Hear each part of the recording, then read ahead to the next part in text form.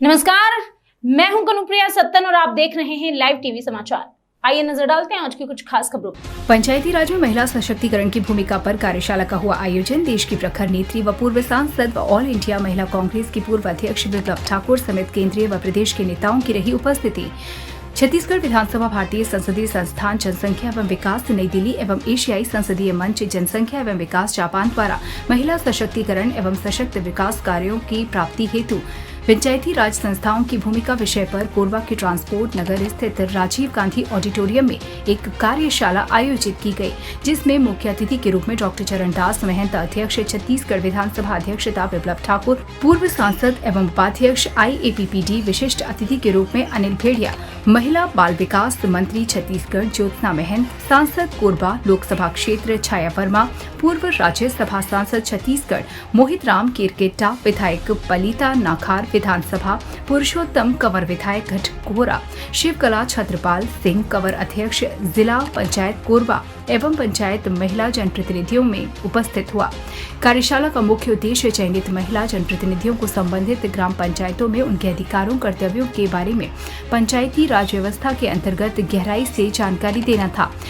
किस तरह वे ग्राम सभा के माध्यम से प्रस्ताव लेकर ग्राम पंचायतों के विकास के कार्य करवाएं, सापेक्ष अधिकारियों की जिम्मेदारी और उनके साथ समन्वयन, पंचायतों में विशेष तौर से महिलाओं के अधिकारों, मुद्दों को उठाना, समस्या समाधान कराना, पंचायतों को भ्रष्टाचार मुक्त करने की दिशा में पहल करना, जनप्रतिनिधियों के नाते स्वयं की ताकत एवं जिम्मेदारियों को समझना, पंचायतों में गुणवत्तापूर्ण शिक्षा एवं संपूर्ण स्वच्छता जैसे राष्ट्रीय मिशन से जोड़ना आदि थे। पंचायती राज में चयनित महिला जनप्रतिनिधियों के कार्यों से पुरुषों के हस्तक्षेप को लेकर महिला जनप्रतिनिधियों को जागृत करते हुए कोरबा सांसद ज्योत्सना महंत ने अपने उद्बोधन में कहा कि टीवी की तरह रिमोट कंट्रोल अपने हाथ में रखिए, पतियों को न दीजिए। वहीं कार्यक्रम की अध्यक्षता कर रही पूर्व सांसद विप्लव ठाकुर ने कहा कि गांव की महिलाओं को सशक्त करने के लिए ही पूर्व प्रधानमंत्री राजीव गांधी ने पंचायती राज में महिलाओं को 33% आरक्षण दिया, क्योंकि गाँव की महिलाओं में गाँव की समस्याओं को वे जानती है और गाँव के सुख दुख को समझती है। कार्यक्रम के मुख्य अतिथि डॉक्टर चरणदास महंत ने अपने उद्बोधन में कहा कि स्त्री और पुरुष को सामंजस्य बनाकर विकास की दिशा में काम करना चाहिए। कार्यक्रम के अंत में मीडिया से रूबरू होकर पूर्व सांसद विप्लव ठाकुर ने कहा, इस कार्यशाला का एक अच्छा संदेश गया है कि पंचायती राज में महिला जनप्रतिनिधियों से कैसे काम लेना है। महिला बाल विकास मंत्री अनिल भेड़िया ने कहा कि छत्तीसगढ़ में महिला सशक्त ही है। कोरबा लोकसभा सांसद जब मीडिया से रूबरू हुई तो पिछले एक सप्ताह से कांग्रेस नेताओं पर IT के रेड किए जाने के मामले में कहा कि छत्तीसगढ़ एक सशक्त राज्य है जहां 90 में 71 विधायक कांग्रेस के हैं, इसलिए भाजपा में सुगबुगाहट है। चुनाव के दिन आ रहे हैं और इसलिए परेशान किया जा रहा है, लेकिन हम निर्भीक हैं। कोरबा छत्तीसगढ़ से जितेंद्र हट्ठिल की रिपोर्ट। बहुत अच्छी थी और महिलाओं का पंचायती लेवल के और प्रधान, उप प्रधान, जनपद के जो अध्यक्ष, जो डिप्टी अध्यक्ष वगैरह सारे यहाँ आए और महिलाएं भी आई।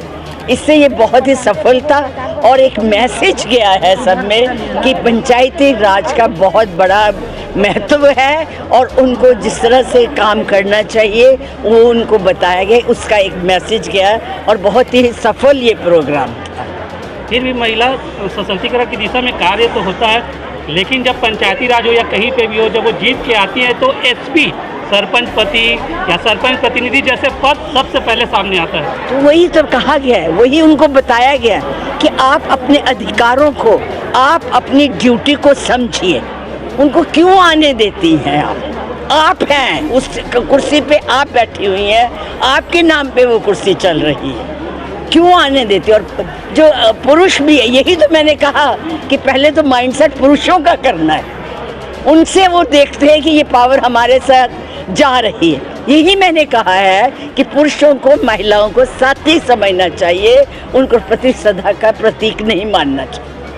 जब वो ये समझ जाएंगे तो वो अपने आप को कहलाना बंद कर देंगे, उनको काम करने देंगे। महिला सशक्तिकरण की दिशा में सबसे पहले तो भ्रूण हत्या ही सामने आती है, जिसके दादियाँ ही ये बोलती कि लड़कियाँ हमारे। देखो ये भी गलत बात है, आदमी जो है वो उनके ऊपर डाल देता। अगर पुरुष चाहे कि नहीं होना, वो अपनी माँ को समझाए, अपनी बहन को समझाए कि नहीं महिला, तुम भी एक औरत हो। ये जो है ये उस महिला के ऊपर, दादी के ऊपर डाल देता, या महिला उसकी अपनी कमजोरी होती है, इसलिए उसको दोष देना गलत है। वो पुरुष उतना ही दोषी है। ये जो एक बहाना है कि आप दूसरों के ऊपर डाल दीजिए, वो खुद भी चाहता है, अगर वो ना चाहे उसमें इतनी ताकत है, वो घर का वो है, वो रोक सकता है। इसलिए दादी या नानी या उसको मत बोलिएगा, कसूर आप लोगों का है। ये है तो महिलाएं जो आरक्षण मिलता है या उनकी जो सशक्तिकरण की बात है उसका भी नाजायज फायदा उठाने की बात है। ज़्यादातर देखा जाता है जब महिला सुनवाई होता है तो ऐसे मामलों में नहीं, ऐसा नहीं है। जब सुनाई होता, मैं महिला आयोग की चेयरपर्सन नहीं हूँ, मेरे पास केस आते थे, हम देखने जाते थे, यहाँ तक कि गांव तक जाते थे कि क्या ये ठीक है या गलत है। फ़ायदा कोई नहीं उठाता है। मेरे पास पुरुष भी आते थे। मैं आपको एक बड़ी वो वैसी बात, एक मेरे पास पुरुष आया, उसने कहा कि मेरी पत्नी जो है इस तरह से, कि मेरी पत्नी जो है वो MA पास है, मैं 10वीं में, मैं शॉप कीपर। कहता अगर मैं उसको चाय बनाने के लिए कहता, वो कह देती है सर्टिफिकेट दिखा देती है। मैंने उसको बुलाया, मैं कहा तुझे पता था ना कि तेरा हस्बैंड ये? कहती हाँ। फिर मैंने कहा तूने शादी क्यों की? क्यों नहीं अपने माँ बाप को? मैं कहा इसको दुखी। तो ये दोनों तरफ से होता है, तो ऐसा बात नहीं है। घरेलू हिंसा के मामले भी बढ़ते जा रहे हैं। वो इसलिए बढ़ते जा रहे हैं कि जब तक हम में हिम्मत नहीं है, और उसको जो लॉ है हमारा वो इतना लंबा है कि जो एकदम सजा मिलनी चाहिए वो नहीं मिलती है।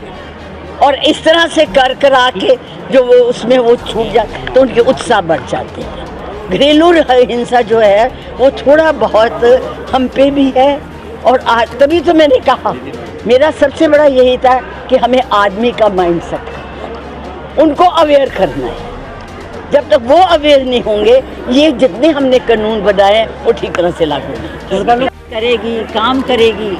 और उनके ऊपर जो बंधन है पतियों के, जहाँ भी जाओ पता चलता है ये सरपंच पति हैं, तो ये पंचपति हैं। तो ये सारी शिकायतें मेरी थी, तो मैंने भी कहा कि उन महिलाओं को जागरूक करें कि वो पतियों से अपने संरक्षण तो लें, उनसे सलाह भी लें, लेकिन कार्य क्षमता उनकी अपनी होनी चाहिए, निर्णय उनके अपने होने चाहिए। मैडम, जैसा कि सांसद मोहन जी ने मंच से कहा कि आप मध्य भारत में अकेली सांसद हैं, आपका टिकट काटने का प्रयास हो रहा है अभी। ये कौन लोग हैं जो टिकट काटना चाह रहे हैं? देखिए, ये सब चीज़ें चलती रहती हैं, कटेगा तो कट जाएगा, मिलेगा तो फिर आपकी सेवा करेंगे। अपन इस समय विश्वास नहीं करते। मैडम, प्रदेश में कांग्रेसी नेताओं पे 4 दिन से आयकर की कार्रवाई चल रही है, क्या लगता है? वो देखिए, इस विषय में मत पूछिए, ये केंद्र सरकार और सरकार का मामला है। इसमें आप किसी मंत्री से पूछे तो ज़्यादा अच्छा होगा। वो अपनी कार्रवाई कर रहे हैं, हमारे यहाँ के लोग अपनी कार्रवाई। क्या सरकार को स्थिर करने का प्रयास किया जा रहा है, जैसा कि महाराष्ट्र में हुआ है अभी? देखिए, हमारे विपक्ष जो कि बैठा हुआ है दिल्ली में, उनका तो काम ही है फोड़ो